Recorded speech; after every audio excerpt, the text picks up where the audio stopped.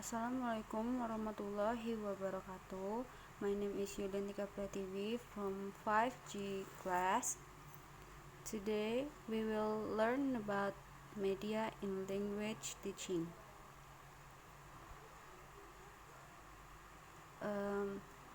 And I want to explain about learning foundation. First, I want to explain about technology. Reason for using in English language teaching. Jackie Murray, 2015. Taxonomies, the rationale for using technology in English language teaching as follows. First, technology allows students to demonstrate independence. Technology differentiates the needs of students. Technology deepens learning by using research that students are interested in. Students actively want to use technology. Technology gives students an equal voice, and technology enables students to build strong content knowledge wherever they find it.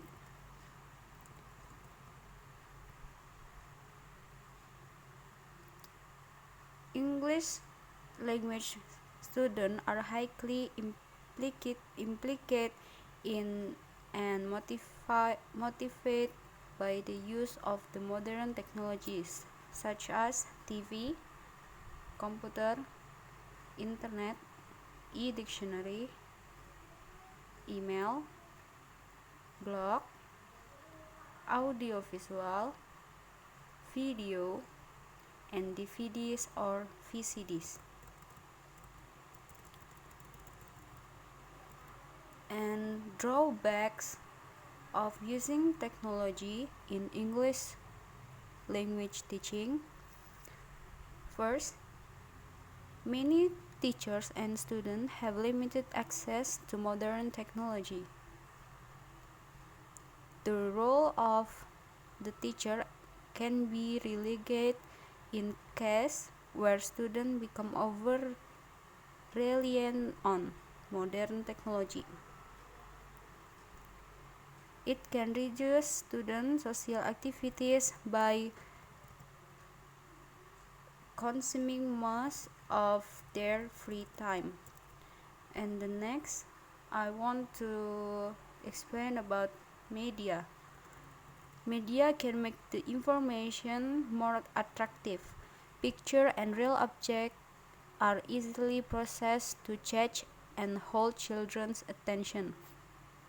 Casbola stated that instructional media have several roles. Three of them are attention role, communicative role, and retention role. Attention role of media is to attract the student attention, to heighten the student curiosity, and to convey the information. Particularly, the role of media in an instructional situation is for supplemental of the live instruction in the classroom. This is in line with the statement of Finocchiaro in Casbola, stating that media can make a class situation more alive since the media can interest students and attract student attention. And the next is kind of teaching media. The first is audio media. Audio media offer a wide range of opportunities for group or individual use that can deliver instruction involving verbal information and guiding the learning of intellectual and motor skills. For example, tape recorder and cassette recorder, radio, and smartphone. And for visual media, The example is book or textbook, magazine or newspaper, flashcard, pictures or poster, real object, realia, model, mock-up, puzzle, blackboard or whiteboard, and stick figure. And for audiovisual media, that audiovisual media is a great help in stimulating and facilitating the learning of a foreign language. For the example is television, computer, and video. And the next, I would like to explain about learning. Learning takes place all the time. We learn things by walking down the street, watching TV, surfing the net, conversing with others, and just by observing what goes on around us.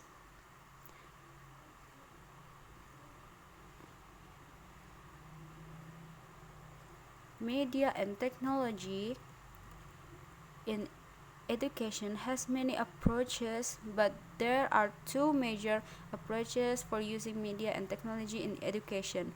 First, students learn from media and technology, and the second, they can learn with media and technology. And next is instructional system. Many types of instructional systems fall into a number of categories: classroom course, broadcast course, and self-instructional package. And the next component of an instructional system, a very important component of most instructional system is people. Unless it is a self-instructional activity, people are directly involved. The first is cooperative learning. Cooperative learning involves small heterogeneous group of students working together to achieve a common academic goal or task while working together to learn collaboration and social skills. The next is game. The term game, simulation, and simulation game are often interchangeable, but because these terms have different meaning, we will discuss them separately here. A game is an activity in which participants follow these prescribed rules that differ from those of real life as they strive to attain a challenging goal. And the next is simulation. A simulation is an abstraction or simplification of some real-life situation or process in simulation. Participants usually play a role that involves them in interaction with other people or with elements of the simulated environment. The next is simulation game. A simulation game combines the attribute of a simulation, role-playing a model of reality, with the attribute of a game. Like simulation, it may be relatively high or low in its modeling of reality. The next is program instruction. Program instruction was chronologically the first instructional system and is an explicit application of principle of learning theory operant conditioning or reinforcement theory. And the last is program tutoring. Program tutoring is a type of instructional system that provide one-to-one instruction. In program tutoring, the tutor's response are programmed in advance in the form of carefully structured print blueprints instruction. The next, I would like to explain about the Azure model. The Azure model is a guide to the major step in the planning. Following the Azure model, you begin creating the learning experience by assessing your student characteristic and the learning objective to be attained. With this in mind, you are in a good position to select the type of media or instructional system to use and to consider specific material that you might need. The first is analyze learners. If instructional media and technology are to be used effectively, there must be a match between the characteristic of the learner and the content of the method, model, and material. Several factors for making good method and media decision are: first, general characteristic. Include board identifying descriptor such as age, grade level, job or position, and cultural or socio-economic factors. The second is specific entry competencies. Refer to knowledge and skill that learners either possess or lack. Prerequisite skill, target skill, and attitude. And the third is learning style. Refers to the spectrum of psychological traits that affect how we perceive and respond to different stimuli such as anxiety, aptitude, visual or auditory, preference, motivation, and so on. And the next is state objective. The objective may be derived from a course syllabus, stated in a textbooks, taken from a curriculum guide, or developed by the instructor. And the next is select method, media, and material. A systematic plan for using media and technology certainly demands that the method, media, and material be selected systematically in the first place. The selection process has three steps. First is choosing a method. Deciding on the appropriate method for the given learning task. The second is choosing a media format. Choosing a media format that is suitable for carrying out the method. And the third is obtaining specific material. Selecting, modifying, or designing specific material within that media format. And the next is visual literacy. Consider the sort of visual that are used every day for important communication purposes, such as the emergency information card in airplanes or highway signs that warn of dangerous curves or obstruction. Visual literacy can be developed through two major approaches. The first is input strategies, helping learners to decode or read visual proficiently by practicing visual analysis skills. And the second is output strategies, helping learners to encode or write visual to express themselves and communicate with others. And the next is goals of visual design.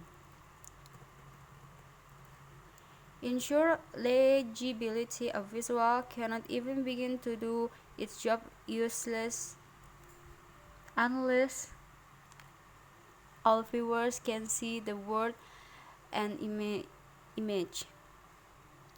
Reduce the effort required to interpret the message. As a designer, you want to convey your message in such a way that viewers expend little effort making sense out of what they are saying and are free to use most of their mental effort for understanding the message being conveyed.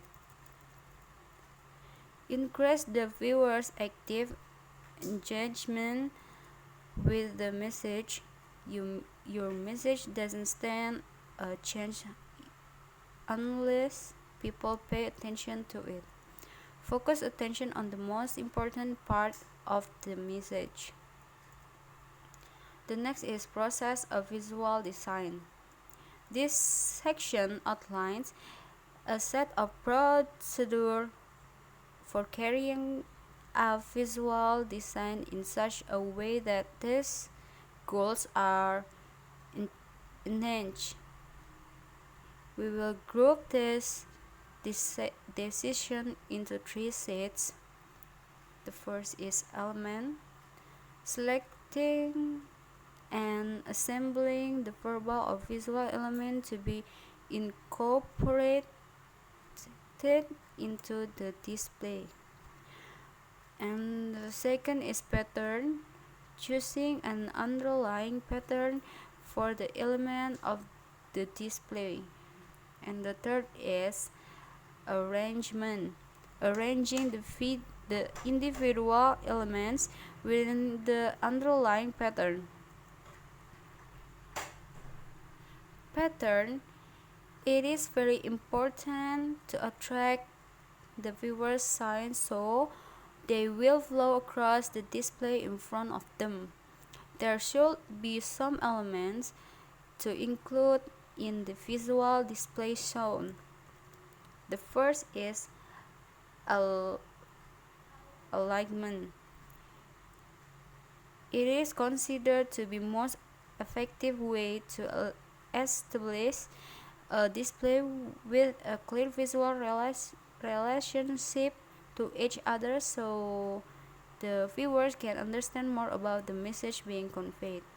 And the second is shape. It is an important thing to arrange the visual display with the shape familiar to the viewers. And the third is balance. Balance is achieved when the weight of the elements in a display are equally distributed on each side of an axis, either horizontally or vertically. The next is style.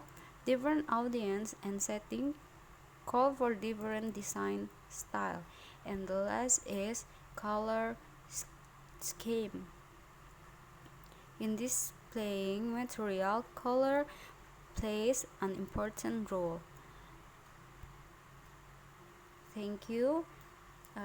This is all of my explaining about learning